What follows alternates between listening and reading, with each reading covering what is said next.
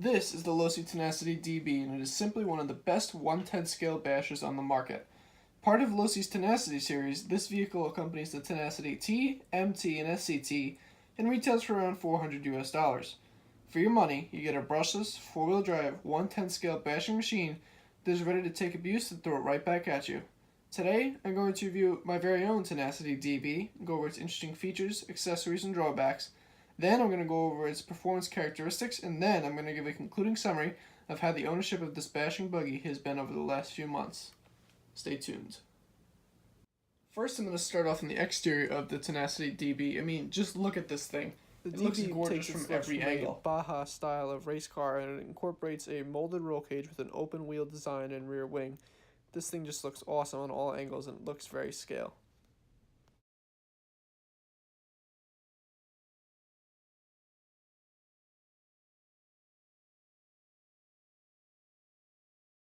Alright, to get inside the Losi Tenacity DB, all you have to do is remove 2 pins right here on the front of the body shell, and the entire thing swings open like so. Makes it really easy to change out batteries and work on the internals of the vehicle without having to take off the entire molded roll cage, as it all folds up in one piece. Alright, now with the body shell folded away, we can take a closer look at the internals of Powering the DB is a Dynamite Fuse 130 amp speed controller combined with a 3800 kV brushless sensorless motor. For steering, you have an all-aluminum Spectrum 605 servo, and the model features independent wishbone suspension on both the front and rear of the vehicle. The drivetrain in the DB is comprised of all-metal transmission gears and drive shafts. The model also features a center diff with 2 drive shafts going to the front and rear differentials. I also really like the molded roll cage included with the DB. It helps to really improve the durability of the vehicle and increase its scale desert look. Alright, so before we get to the performance characteristics of the DB, let's go over some quick pros and cons. First pro is the electronics. They're really powerful, they have a lot of torque, and they're good for handling both 2-cell and 3-cell effectively. Second pro, the drivetrain. The drivetrain in this car is all metal, which means it can take heavy abuse on both 2-cell and 3-cell without an issue. Third pro of the Tenacity DB is its receiver and AVC system. Now, I haven't addressed the controller that comes with this vehicle, but it's really nice. It's a Spectrum DX2E active unit, and not only does it have trims, dual rates, and a throttle level adjuster, but it also has this switch right here, which allows you to adjust the AVC system, which is similar to Traxxas TSM system.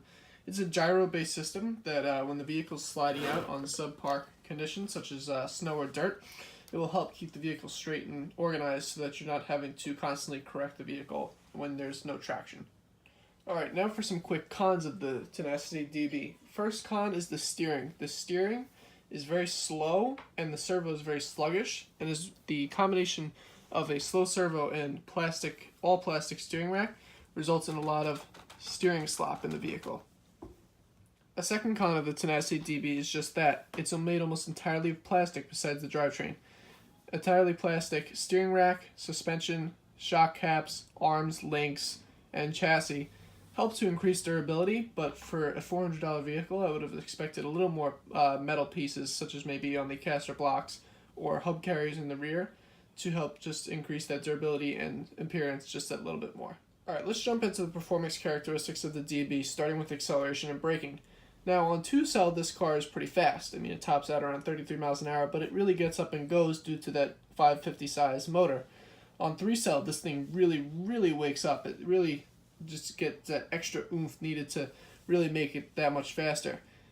Tops out at around 40 miles per hour, but the acceleration is so much better. It just gets up and goes. It's really impressive, especially for a vehicle of this size.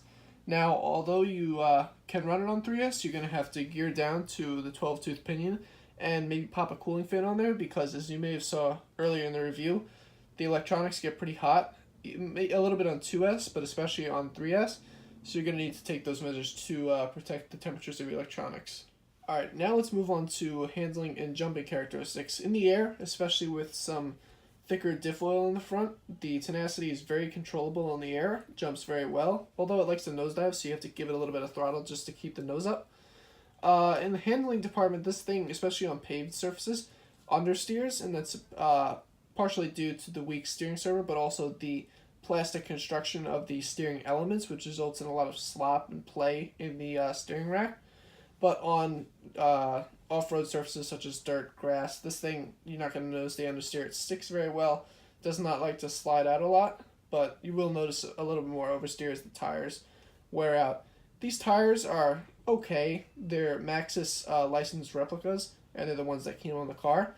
They're good for most surfaces. I mean, on the street, they're not ideal, but on dirt, they grip up pretty well, especially when they have a lot of tread left. But these are getting to the end of their useful lifespans, so might have to replace those in a few months' time.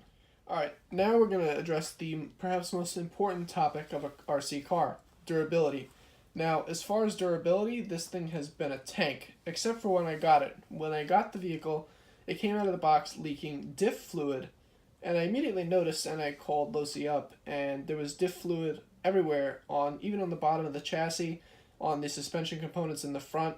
So I called Losi, sent the car back, and it turns out that the discs were improperly assembled from the factory. Now, reading from the forums, the diffs on this car seem to be in effect on the entirety of the 10 series, the Tenacity series. The diffs seem to be the problem because they were assembled from the factory with 2 spider gears in earlier batches, although now they've rectified this problem. So if you're having diff issues, most likely your vehicle has 2 spider gears in the differential. Just call Losi, they'll replace it with 4 spider gears under warranty, and other than that, this thing has been indestructible. I've put it through hell and back, and it just keeps coming back for more. It's really impressive for an open-wheeled vehicle to have this much durability. It's just basically like a tank. As a basher, I think that the Tenacity DB is worth the $400 I spent on it. Now, this vehicle is not for everybody. Obviously, if you're a die-hard pavement racer, this vehicle is not for you. It understeers like a dog and doesn't really handle that well on pavement. However, if you're the person who likes to go off-road on a frequent basis, just beat their RC to the moon and back, this thing is perfect for you. It's really durable, has a lot of power, likes to jump very well, and I feel that if you're the kind of person that enjoys bashing, this should be on your shopping list if you've got the money. I hope you guys enjoyed this video. If you did, make sure to leave a like down below and subscribe for more future content. I'm going to be reviving this channel. I haven't uploaded in a while, but I'm going to make some new videos in the future. If you have any questions about the car or for myself, leave them in the comments down below, and I'll be sure to get back to you guys. Other than that, thanks for watching, and RC for life. Peace.